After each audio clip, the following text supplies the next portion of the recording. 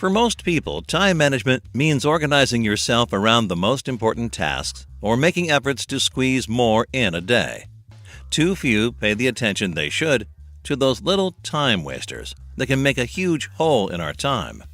When we fail to manage these little time wasters efficiently, we actually fail to move forward towards our goals because the energy that easily goes into the former is energy that could have been employed for the accomplishing of the latter. While getting rid of the major time wasters is usually about our ability to manage ourselves in terms of energy and prioritization, getting rid of the smaller time wasters is often seen as being about the ability to handle people and distractions. Big or small, time wasters are related to our habits and our routines. When we operate on time wasters, we operate on our internal structure and our acquired behavior. Getting rid of time wasters takes, well, time. It's a process of undoing what you've taught yourself to do through repetition. It takes repetition to undo repetition. Communication, interaction has been indicated as the central theme of small time wasters. If we think about it, it makes perfect sense. All conflicts between people, as well as the lack of progress in relationship, regardless of the latter's nature, originate from poor communication. Poor communication is often just poor timing. For example, if we waste 5 minutes of our energy and time in an irrelevant talk that should have taken 50 seconds, and we do that a few times during the day, unknowingly we might just build frustration and irritation that will unleash later on, when we should really spend more time in a relevant talk, but for which we no longer seem to have the necessary energy and patience. We might call them little time wasters, but in fact, the amount of time they can rob us of in time can be shocking. So the first thing we need to be clear about is that the way we interact with people and manage our relationships is closely connected to the amount of time we waste day to day. It's not enough that we try to discipline ourselves and organize our time more efficiently. Unless we are transparent with some of our habits and practices so that others can be aware of the things that matter to us and learn to respect them, our progress in terms of productivity is going to be quite limited. Even though initially you feel a lack of support from the others and their eyebrows plunge into a frown when you try to explain your practices, don't give up. Those who care about you will understand.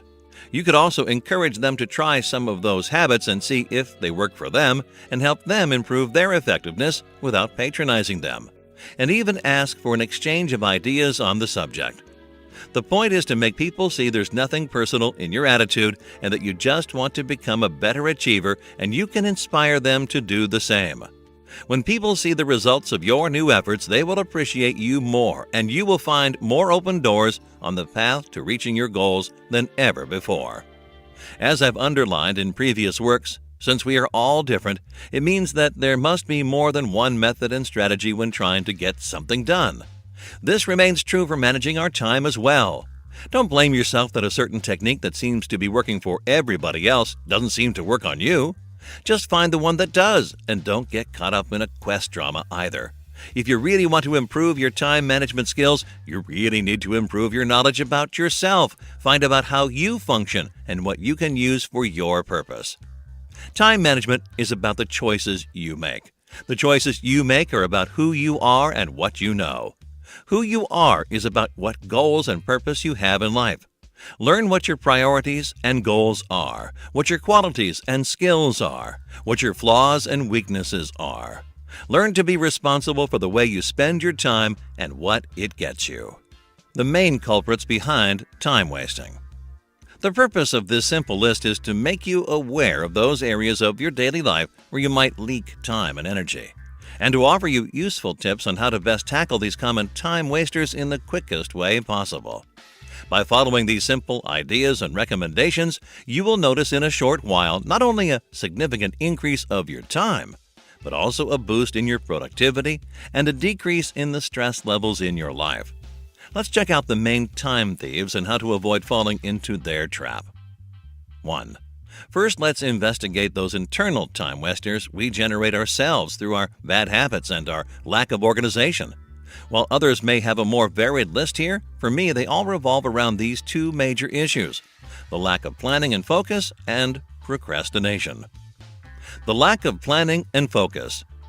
These are ranked the top felons in all studies and books on time management. I don't think it takes a genius to understand why. When you lack organization and focus, you are practically drifting, jumping from one thing to another without a solid coherence in your doing and without a solid connection between your wishes, thoughts, and actions. In other words, your flow is missing. And what is productivity and efficiency if not the feeling of everything flowing? If you fail to define your goals, failure will define you. In my work, 9 Routines of Successful People, I tackle the topic of goals extensively, their role in our life, why and how to set them, and the best ways to work on achieving them. Procrastination. Don't we all know this one? Yep, the ferocious time devourer. Actually, I call it a goal devourer because it can harm your life at the very core of it, your purpose in life and your right and opportunity to be happy. You've probably heard this before. Being productive is not about working more or harder, it's about working wiser. So what does it mean to work wiser? It may sound painfully simple, but once you switch to action, it kind of stops being that simple. But again, here you need a strategy. You can also check my book, What is Your Strategy? A Guide to Making a Perfect Strategy for Anything, for an insight into the strategic mind. A good strategy gives your mind some space to breathe by simplifying things and making sure there's not too much on your plate at once. The main factor that might prevent you from being able to simplify things and allow yourself that space is opposition. We tend to oppose and resist to so many things in our life: changes, situations, emotions, and even people. This becomes a vicious circle as through that opposition, we are going to remain stuck in that type of situation, with that type of people, with those emotions which will continue to feed our resistance. Study it well, as it is the root of all blockages. Procrastination is a sort of a blockage in itself.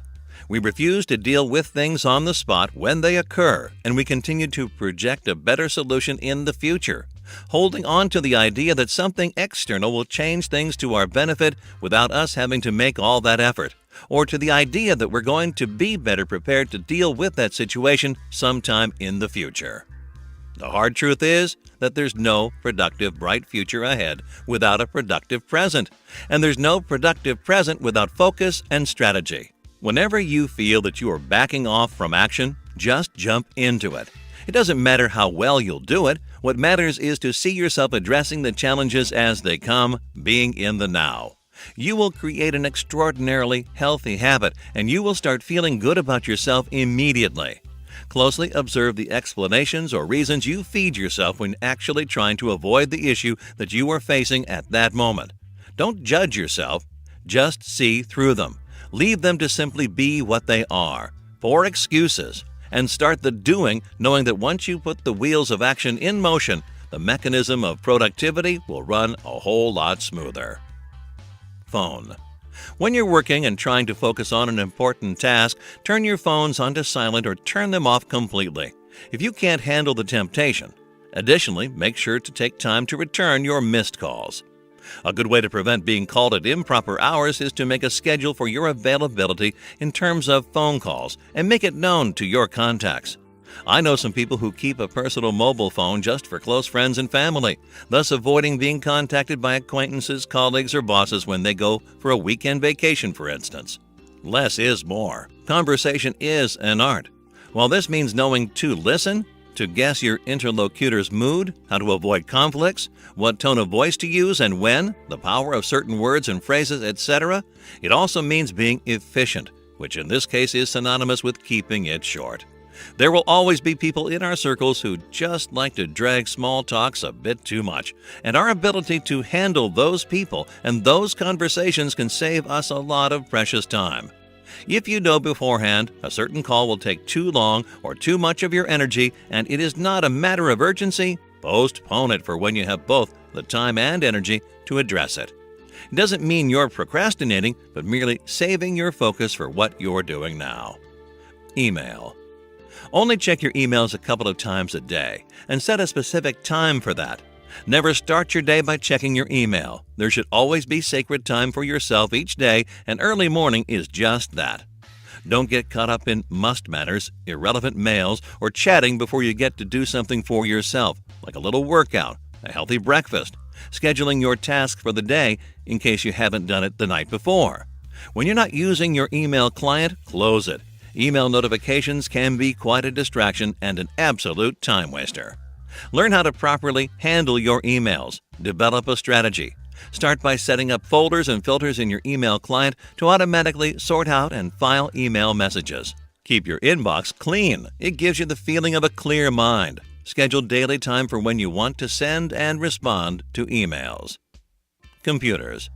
As soon as you start working on your tasks, turn off any instant messaging app. Every time you're done using a program, a file, or a tab in your browser, close it down.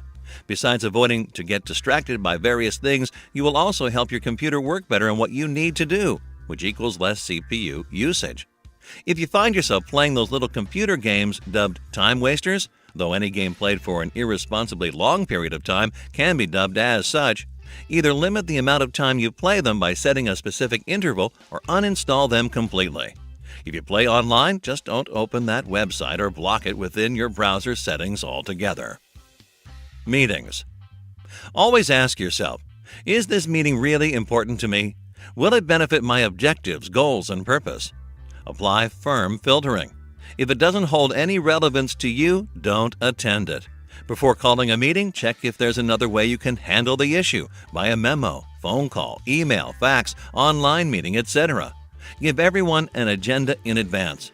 Make a list of the topics that should be addressed and specify any documents, research, and information colleagues, employees, or team members should bring. Be punctual. Always try to arrive on time for meetings. Keep yourself informed about the purpose and agenda of the meeting, how long it will run for, and take notes. If only a part of the meeting concerns you, and if it's possible, excuse yourself politely and leave the meeting earlier. Respect time meetings, and if you're not the moderator, suggest a timed agenda. Visits. A. General principles. Impromptu visits can really drain your time and energy, and when that happens, most of us are just content to assume the role of a victim of bad external circumstances. But it doesn't have to be like that. The first thing we can do to fill this hole is to let others know when we are available for visits.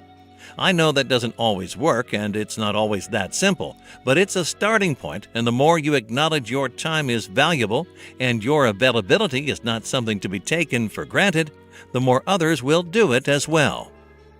I'm afraid my time doesn't allow me to.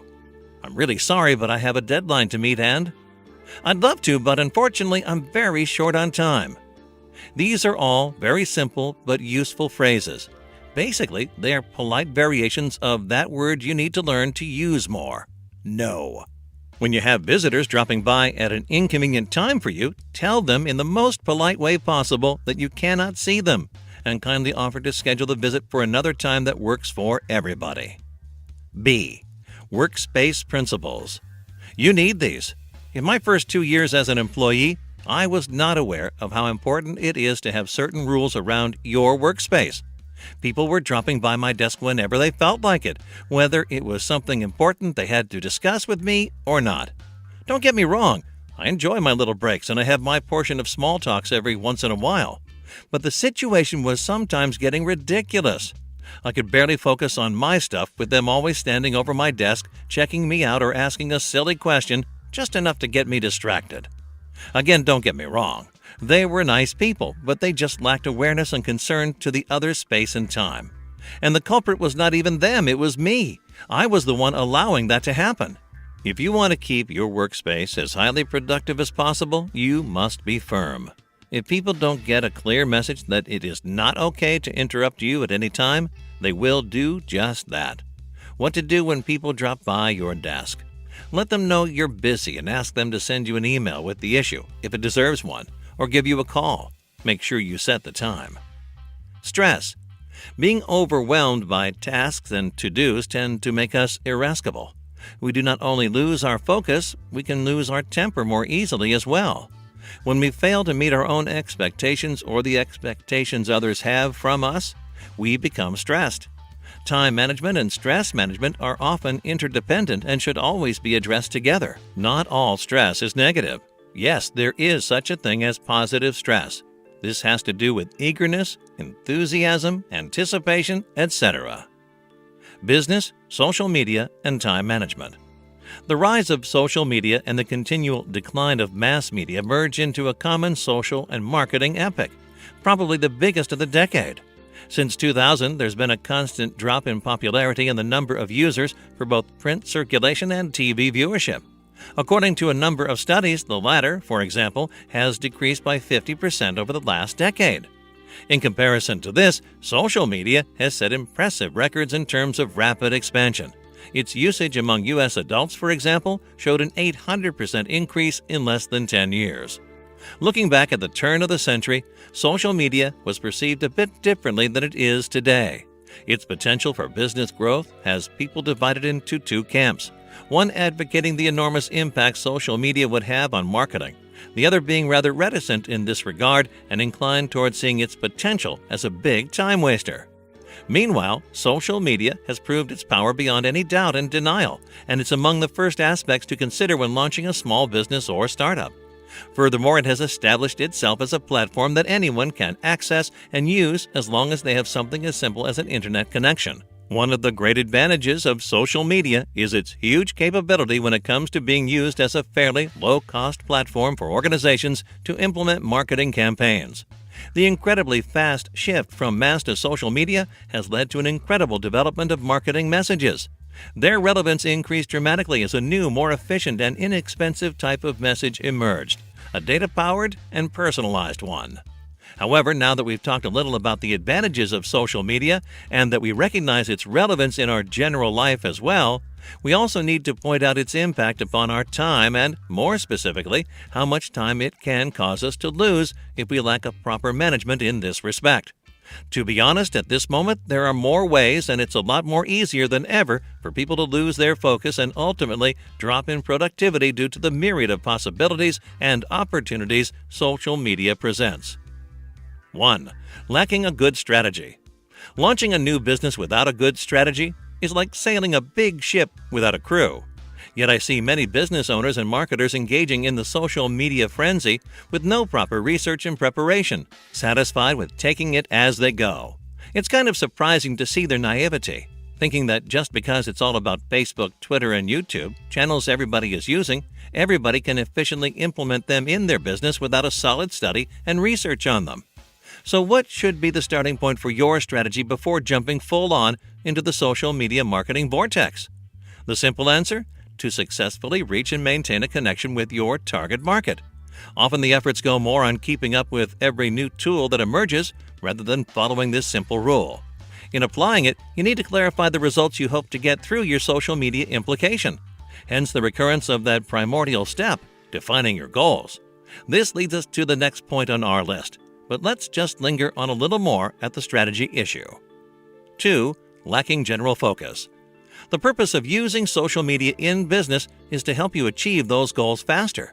But you must be clear and specific about them so you know what tools are best for this purpose and learn how to best use them. Just ask yourself what social media platforms will help your business grow the fastest. Don't get lost in all the options out there. Decide on only one or two such platforms and keep your focus on them. 3. Lacking a specific focus. If general focus was all about goals and the ways to achieve them, this one is about tasks and avoiding any distractions until you complete them. Here, managing social media wisely is again crucial. There might be tones of tweets and comments that seem to demand a response from you. Filter only those relevant and set a time for doing that. Don't interrupt your activities to respond to people on different social platforms. Over the last few years, it has become an increasingly addressed question whether companies should monitor their employees' use of social media. The number of those fired over social media activity has also increased dramatically, and employers have adopted various practices with respect to this issue, from checking a candidate's online behavior before deciding to welcome him or her in the company to blocking the employee's access to social media websites. But that is another debate altogether and does not make the object of our study here. A recent article called The Science Behind Task Interruption and Time Management draws attention to the results revealed by a study conducted by Dr. Gloria Mark, Associate Professor at the Donald Bren School of Information and Computer Sciences at the University of California. According to this study, on average, workers get interrupted every 3 minutes, which means about 20 times per hour. While most of those interruptions are small and only eat seconds or minutes of our time, the bigger and more damaging interruptions break our workflow 4 times per hour. Very few consider another aspect of this type of interruption. When you're interrupted, you don't immediately go back to the task you were doing before you were interrupted. In fact, workers tend to take on 2 additional tasks in between the interruption and returning to whatever it was they were doing before. You can probably relate to that feeling of guilt that almost always follows our lack of determination and good time management, which allows these distractions to interfere with our work. It only makes sense then that Dr. Mark also found out that in an effort to make up for distractions, individuals try to work harder and faster at the expense of their personal well-being and, to some extent, the quality of their work. Many come to meet this problem with a simple solution: avoid interruptions altogether. Well, that's not how it works, especially since it's more than your social media notifications and phone ringing that can cause unplanned pauses. Reportedly, we are responsible for 44% of the interruptions in the first place. With that in mind, consider improving your time management skills by reading books on the subject, identifying your most unproductive daily habits, and replacing them with new, more beneficial ones, and even consulting an expert. Also, never forget the power of TT, task tracking. Whether you are using pen and paper or a dedicated app, task tracking can definitely help you recognize quickly your personal or your business's biggest time wasters. Just start applying task tracking right away and prepare to be stunned by where your time is flying. Another very useful thing you can start applying daily to combat frequent interruptions is prioritization. Tackle the important tasks first. It will be a smart use of energy. Harder tasks require more energy, and if you leave them for last, you will find yourself lacking the willpower and stamina to complete them. And it will give you a sense of accomplishment and relaxation after the first part of the day. 4. Lacking an agenda to-do list. 5. Lacking outsourcing. So, it's now common knowledge that social media is almost an indispensable element of any business strategy. However, when it comes to implementing this element efficiently into a marketing campaign, not everybody invests the knowledge that can make this implementation relevant and successful. While social media is now one of the most advocated ways to promote your business, raise awareness, get exposure, and create a community, it can also be a black hole, sucking a great deal of your time and energy.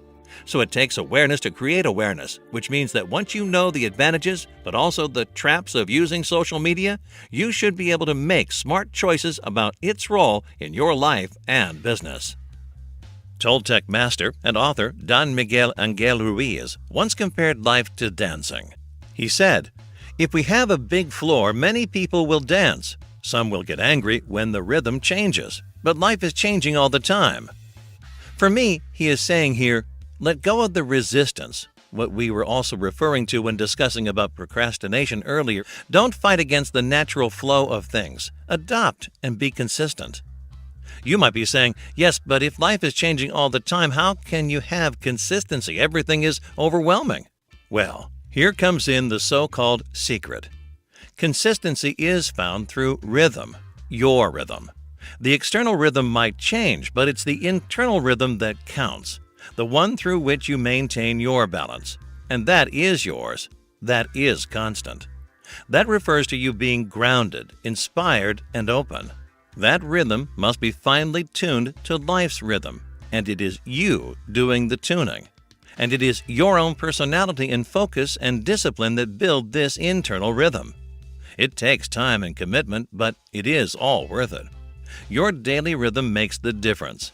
It gives value and applicability to what we have discussed so far. Without it, all are just a bunch of tips that will never really and practically become part of your daily routine because, as Don Miguel says, the external rhythm changes and you will get discontinued in your efforts. You need a solid internal rhythm as a reference point. Life's not a flat line. It's all ups and downs, even if you keep up with your daily healthy routines.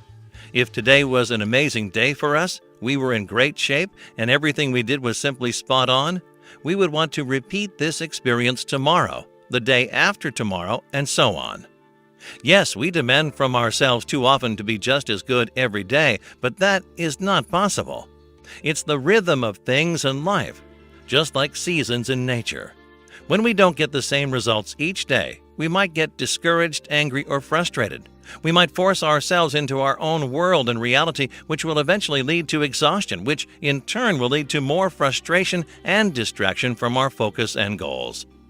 The golden rule here is to know your limits, and even to be able to surpass them, you have to know them and adapt to the energy level available to you at the moment. Every time you disrespect the rule and ignore the signals your own body and mind send to you, virtually you run on borrowed energy. You reached out and grabbed some of the energy of tomorrow, and guess what? Tomorrow will be asking for interest. Keep the balance. Don't stubbornly force yourself into today, because tomorrow will force itself into you, and that's when and how breakdowns occur. Coming back from a breakdown is both time and energy consuming. You do want continuity and consistency. If you go to any good life coacher, he or she will definitely talk about finding your rhythm and maintaining a good balance between work and play. Finding your rhythm is about offering yourself time for those things that matter to you the most outside of your work. There is such a great pressure in trying to keep up with every part of your life, work, relationships, hobbies, etc., that it can get really hard to avoid burnout and a feeling of disorientation. When those occur, it means you have neglected your internal rhythm. Everything around you has rhythm. When you don't harmonize yourself with it, you are creating resistance.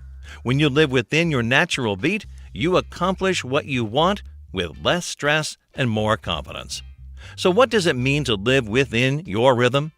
For me, it means ending the day with a sense of accomplishment, feeling good about yourself, being in keeping with my schedule, being focused on each single task at a time, on one hand, and being focused on my higher goals throughout the day on the other hand. Being in good communication with everybody, from strangers on the street to family and friends. 1.